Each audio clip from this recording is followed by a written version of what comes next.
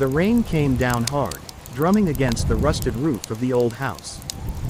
Inside, a boy crouched beside a small fire, his clothes soaked, his hands trembling from the cold. His name was David, 14 years old, barefoot, and alone. Outside, the village children laughed cruelly, shouting, "Bastard! Go hide in your ghost house." One threw a stone that shattered the window. David didn't flinch. He just stared into the flame, whispering, "Someday, you'll see." Every day in the small rural village of Akando, David fought to survive. He fetched water for people who wouldn't look him in the eye. He carried firewood, scrubbed floors, and ate whatever leftovers the market women gave him. The villagers said his mother had died running away with a stranger, and that his father never wanted him. Nobody knew where he came from. Nobody cared, except old Mama Ruth, who sometimes gave him a piece of yam and said, "Don't mind them, my son. Destiny hides in dirty clothes sometimes." David smiled, even when his heart ached.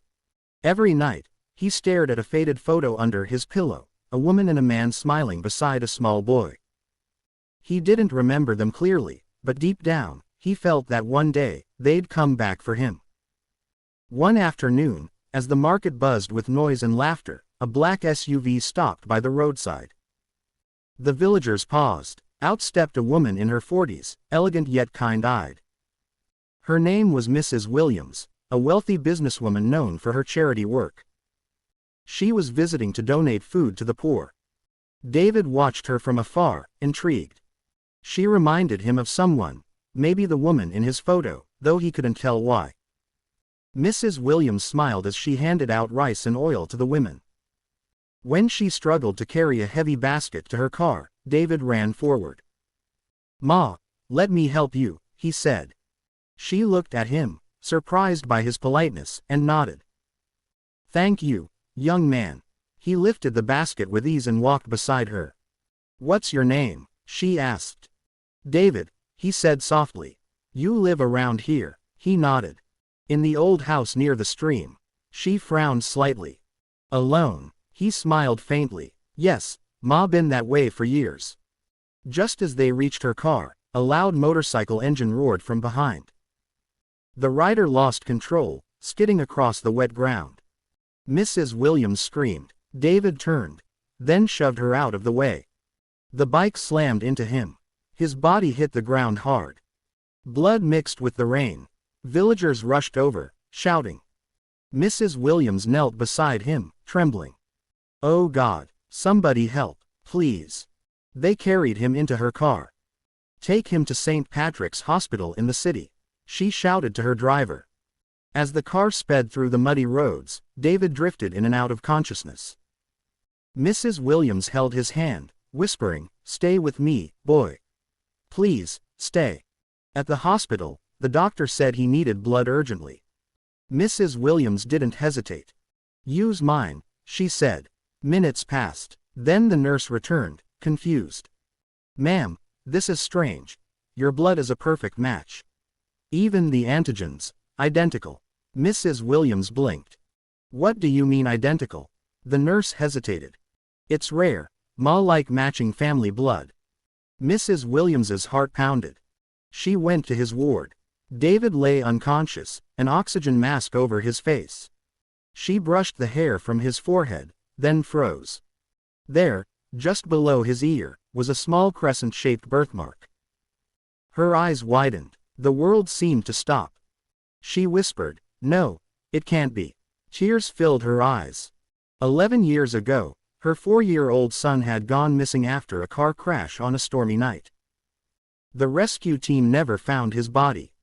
He had the same birthmark, the same scar on his wrist. She grabbed the doctor. "Run a DNA test now," she demanded. The next morning, the results came in. Mrs. Williams's hands shook as she opened the envelope. Positive. The boy she rescued was her lost son. When David woke up, she was sitting beside him, eyes red from crying. "Where am I?" he whispered. She smiled through tears. "You're safe. My son." He frowned. "Your son." She pulled out a photo, the same one he'd kept under his pillow. This is you, David. You're my boy. I've been searching for you for 11 years. He stared at the picture, then at her. You're my mother, she nodded, sobbing. He broke down, burying his face in her arms. I thought you forgot me. She shook her head. Never, not for a second. News spread like wildfire. Lost billionaire heir found in remote village. The same villagers who mocked him watched the TV in shock. Mama Ruth cried tears of joy. The chief who once called him cursed stood speechless. David was taken to the Williams mansion, marble floors, sparkling chandeliers, and warm meals. But even there, he couldn't forget the village. The boy who once slept on a dirt floor now had silk sheets, yet his heart still remembered hunger and pain. Weeks later, he returned to Akando, this time in a convoy.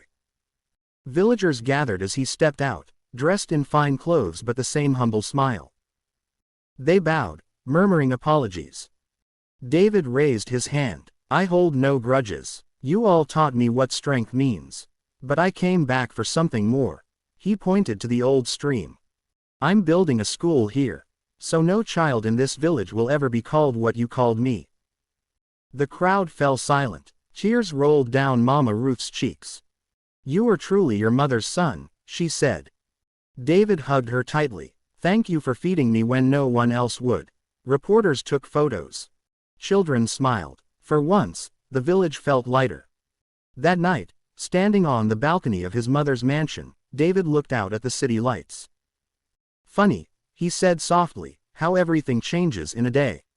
Mrs. Williams smiled. Sometimes, destiny just waits for the right accident. They both laughed through tears. But as the laughter faded, a dark car parked across the street.